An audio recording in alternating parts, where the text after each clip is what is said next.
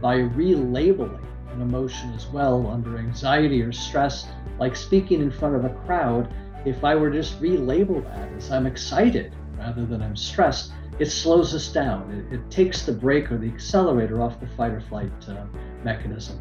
So of course we want to accentuate the positive self-talk, but we really want to modify and reappraise those that are self-critical, self-damaging, and those that are irrational or catastrophic, so that we minimize, again, that stress response.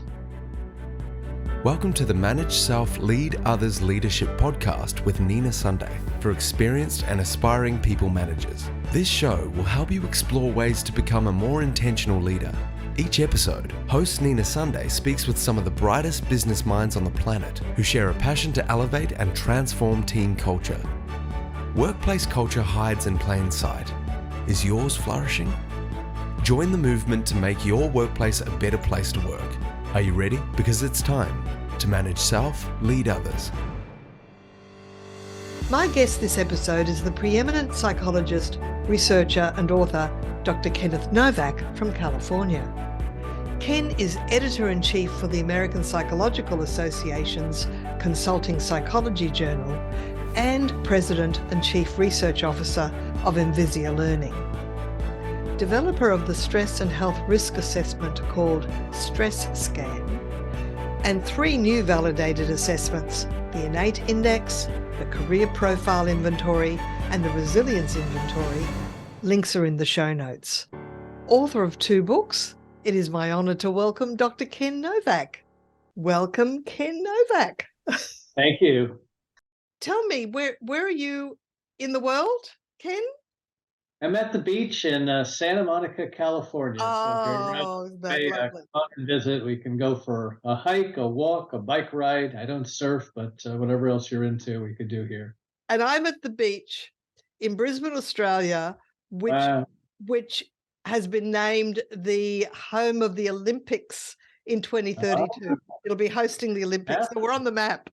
Look, I came across a post you put on LinkedIn. It was all about resilience and cognitive hardiness. And then I got in contact with you, and then you sent me links to your journal article on cognitive hardiness. So thank you for making time to answer a few questions and tell our listeners about it. And just tell us, what is cognitive hardiness and why you chose it to study? Yeah, maybe I'll start with a really brief story about why this topic is of great interest to me, just personally. And the story is about my father, who, when he was 8 years old and born in a very small town in Berlin called Erkner, was woken up by his parents around midnight and actually put on a train. And he was told by his parents to be good, behave, be quiet, try not to speak German if you can. And unbeknownst to him, he was actually shepherded by a great organization that still exists in France that protected my father during the Holocaust, never to see his parents and most of his family again, and was hidden for 3 years in small villages in France. And this organization was just very luckily able to sneak him out, where he eventually wound up in an orphanage in the San Francisco, California Bay Area. And those were his formative years. And I look back at his childhood and all of the adults he's since passed, but he stayed in contact with all the kids that came over with him on the ship, and others that were spread out around the United States and Europe and the Middle East, and was able to really watch their trajectory, who was healthy physically and psychologically. And it was an amazing, obviously, a case study of watching my own father's experience, but it really raised that question for me of, why do some people go through life trauma and events and challenges and are basically healthy, and some even go beyond that? And we have a term called post-traumatic growth. What doesn't kill us makes us stronger. And others chronically seem to be impaired psychologically and physically. And so that's what got me started on this journey of research in the area of hardiness and resilience and stress, burnout, these topics that are quite popular today post-COVID. Yeah, that's an amazing story about your father, and how wonderful of you to actually use that as an impetus to do the really good work that you do. So thanks for sharing that story, Ken. You're welcome. I mean, there's the book called Grit, and Yeah. we've got Yeah. resilience, and there's mental toughness. So how do you define cognitive hardiness? Yeah, glad you raised all of those labels. One of the great challenges and one of the hats that I wear professionally as an editor for one of the American Psychological Association journals called Consulting Psychology Journal. And one of the issues we wrestle with in manuscripts that come to us for possible publications are these labels: resilience, grit, mental toughness, it goes on and on. And many of them are overlapping in concepts. In fact, there's a concept in psychology called the jingle jangle effect. And these are words that sometimes are used for marketing and advertising purposes that look and smell to be something different, but they're not. So, as an example, you mentioned grit. It's been quite popular since. And when you really dig into the research, it's not with the current data that's out there. It really seems to be a jangle of very well-known psychological concepts such as conscientiousness and drive and achievement orientation. Yes. So I don't want to say it's been debunked, but certainly it's another label for something in psychology we've known about for a long time. And mental toughness and hardiness, again, are just different advertising and marketing labels for the initial conceptualization of what hardiness was many, many years ago, which was basically some cognitive predispositions that seem to capture at least three areas. Our own measure captures four, but just to be really brief, one of those measures is, do you have a sense of control in life, or do you believe everything's God's will or luck? And it really comes from the psychology of locus of control, that we have 60 years of research or more showing that when people Yeah. believe their efforts result in accomplishments, we're healthy and we can withstand some stress.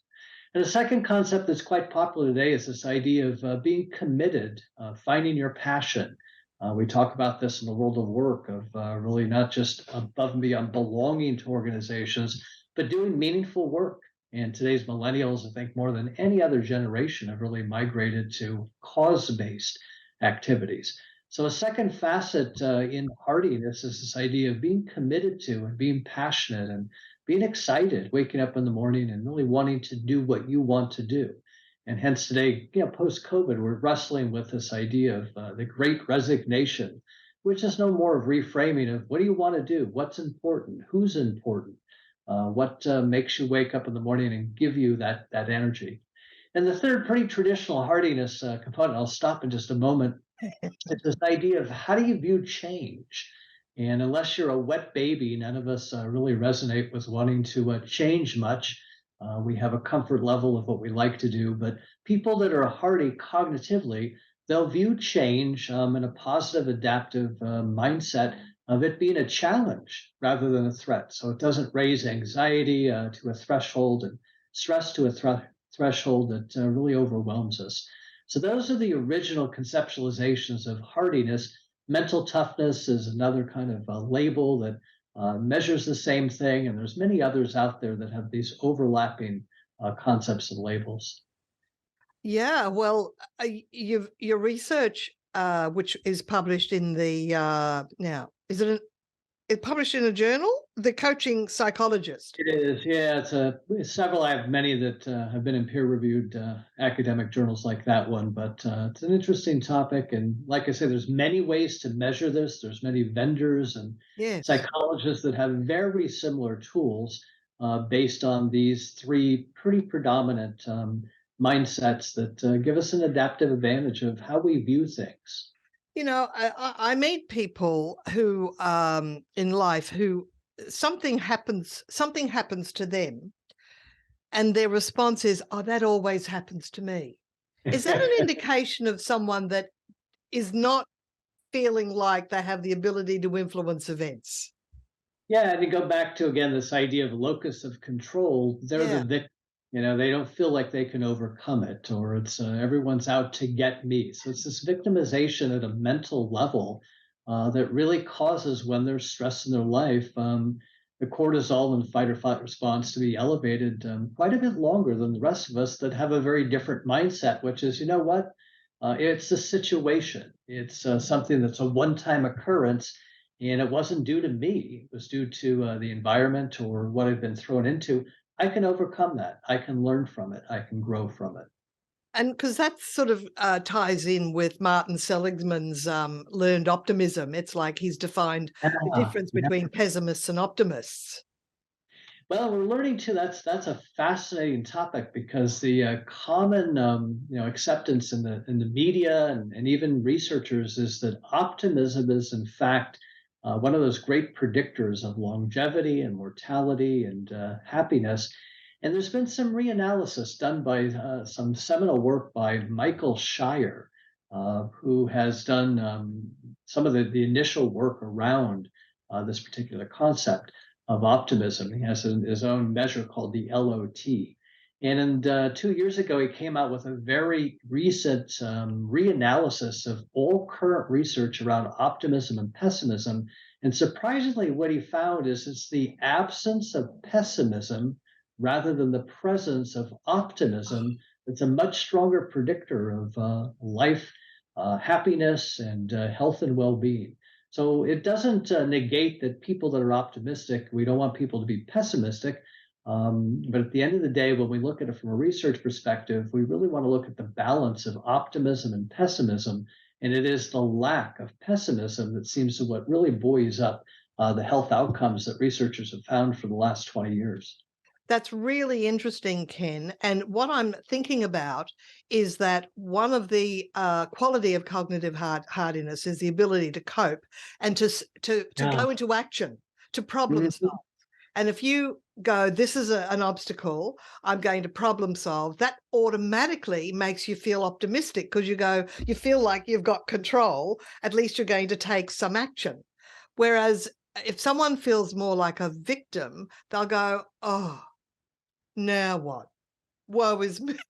Woe is me. I get caught up in a little bit of self-pity instead of problem solving.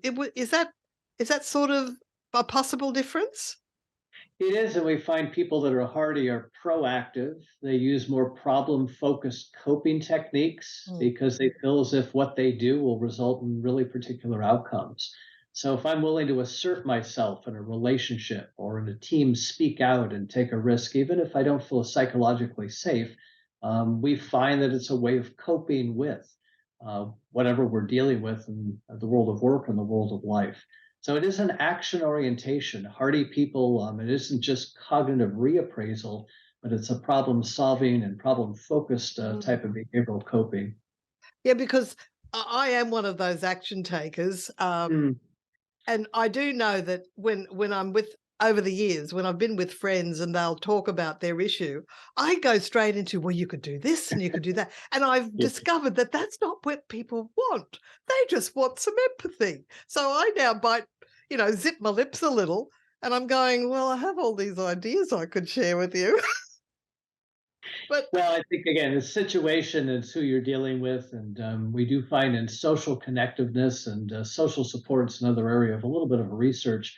It's different forms of support that people need and want at different times. So that directive advice giving, problem solving, giving us your words of wisdom at times is something that people in your life will really value.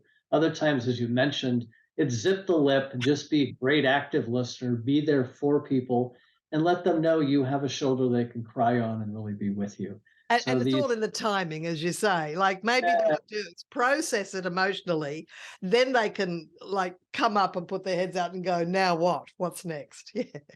well, this is what complicates also research in social support is the facets of the type of support that's delivered to others and really accepted. So we have a measure of social support we use in our research, and we actually measure three things separately, but it's all within one scale.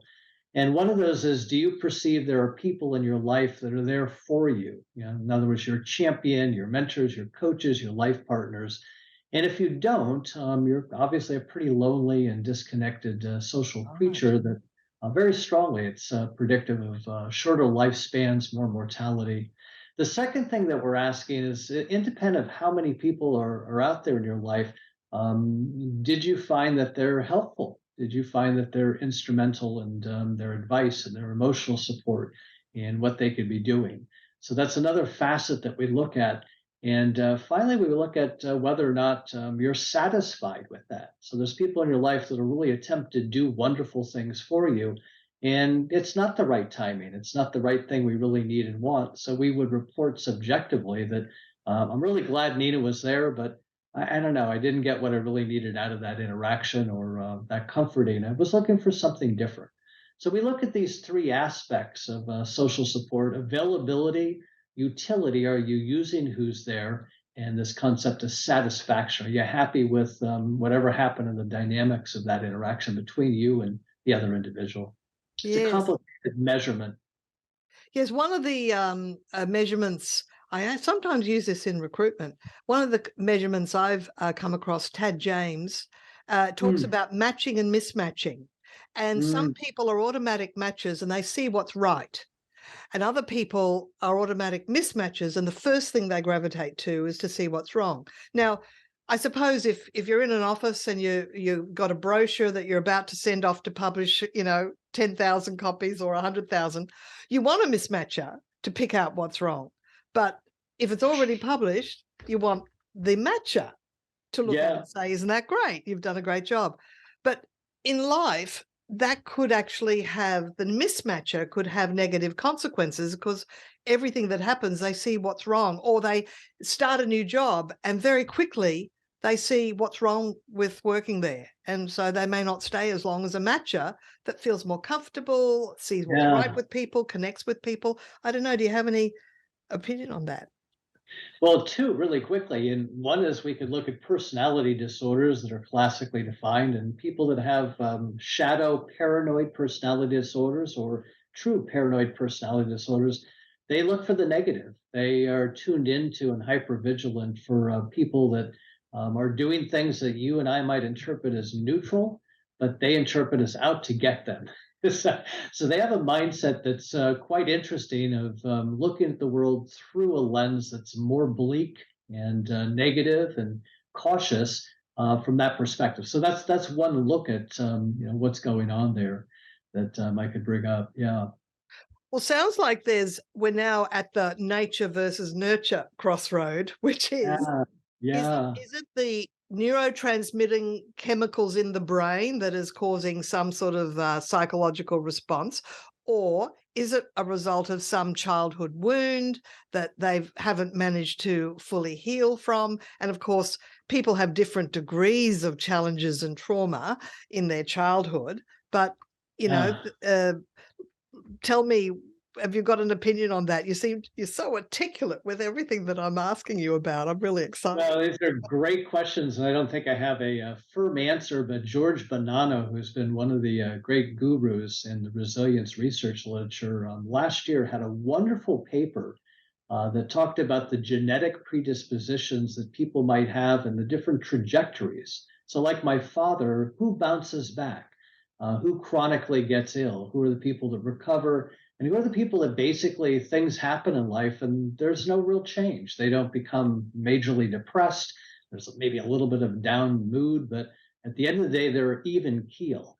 And George's research really suggests again that there maybe some genetic predispositions to the kinds of ways we cope with work and life and the trajectories. And personality research is quite provocative in that when we look at identical twins raised in very different environments, we've got a really clean way of trying to tease out nature versus nurture.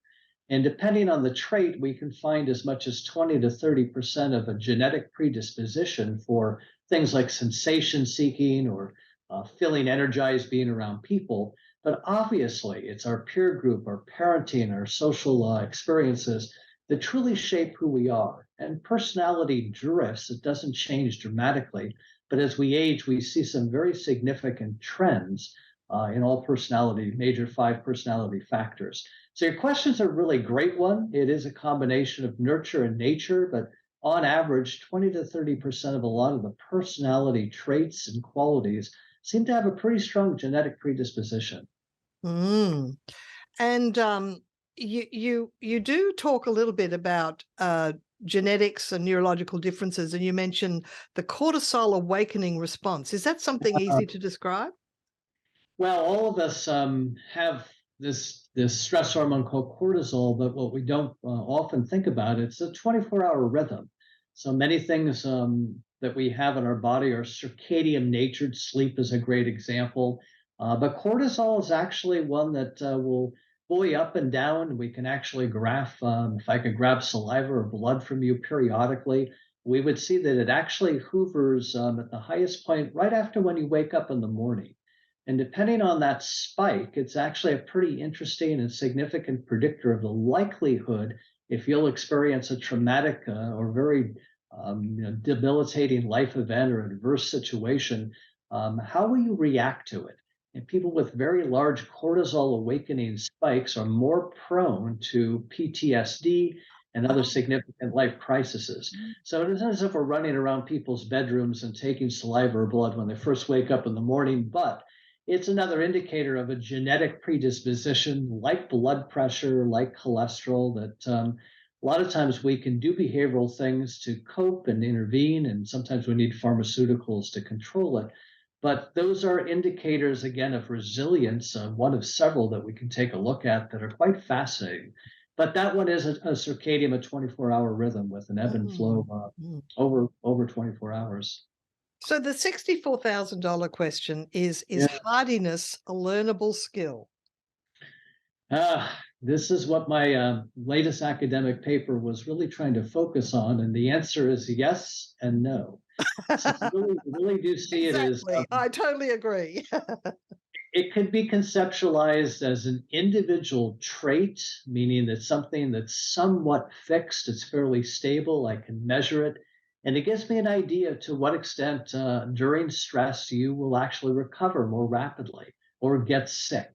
So if I were to drop in your nose droplets of cold viruses, rhinoviruses, and I were to take a look at what's the likelihood they will actually result in you developing a full-blown cold, we find things like personality factors and things like hardiness will either insulate people from developing colds, or those that are low in hardiness actually have more manifestations of it. So we really do think it can be a trait, but we also know that it's something that can be modified. And Mm. I have at least 5 or 6 cited peer-reviewed academic studies in my article, and there's many others, hundreds of others that have really suggested that coaching and therapy and counseling can shift people's mindset and shift people's behavior to be more hardy.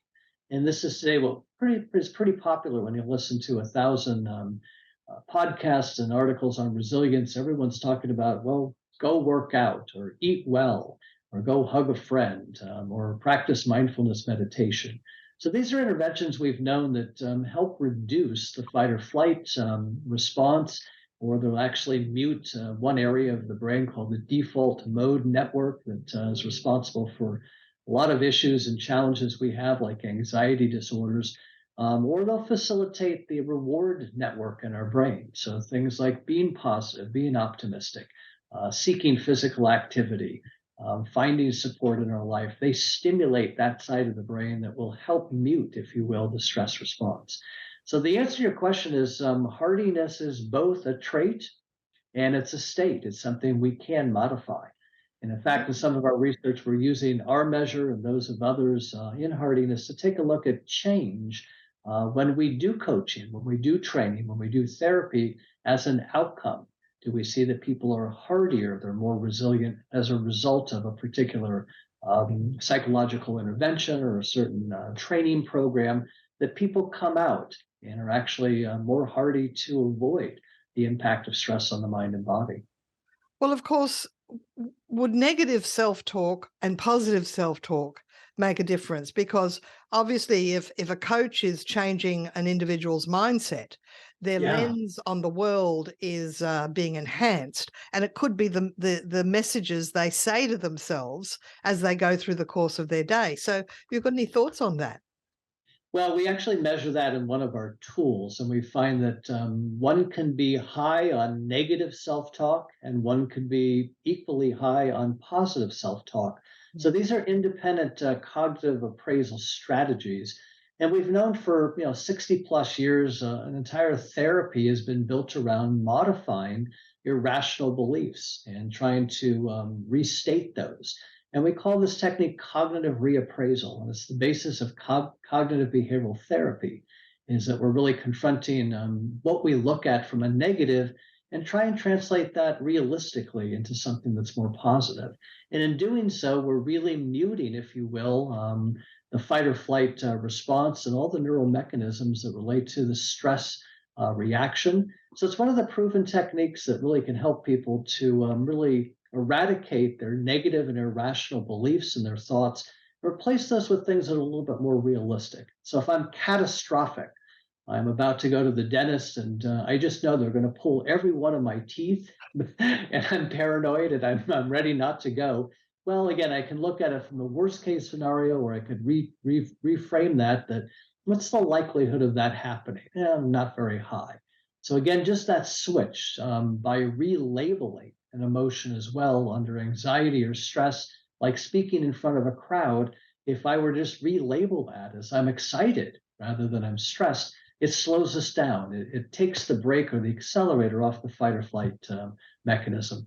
So, of course, we want to accentuate the positive self talk, but we really want to modify and reappraise those that are self critical, self damaging, and those that are irrational or catastrophic, so that we minimize, again, that stress response. Because it takes a certain discipline, self-discipline or willpower to want to stop a negative thought spiral from going out of control, and to actually self-observe and Yeah, identify it and go, does this thought serve me? Is this thought going to make me feel better in the end?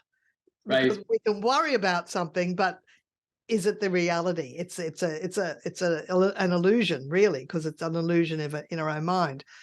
But I don't know, I get people saying, "Oh, you can't replace your thoughts." Oh, well, maybe you can. Well, it's challenging those. I think that's the Right. key. And if you challenge it, then we could modify the way that we're thinking. So a lot of us go through life and we're what we call in an unconscious competence mode of beating ourselves up or self-sabotaging our inability to take a risk because of the anticipation of fear or the negative outcome that hasn't occurred. So we spend a lot of time in our life, all of us, I do as well, dwelling on things that haven't happened in the future. That's the anxiety that we all bring, and ruminating on things that have occurred in the past that's over. We can't Yeah. change it, but we can redefine it. We can relabel it. Yes. Look, I think there's so many pearls of wisdom in there, Ken. I suspect people will want to listen to it a second time. I certainly do.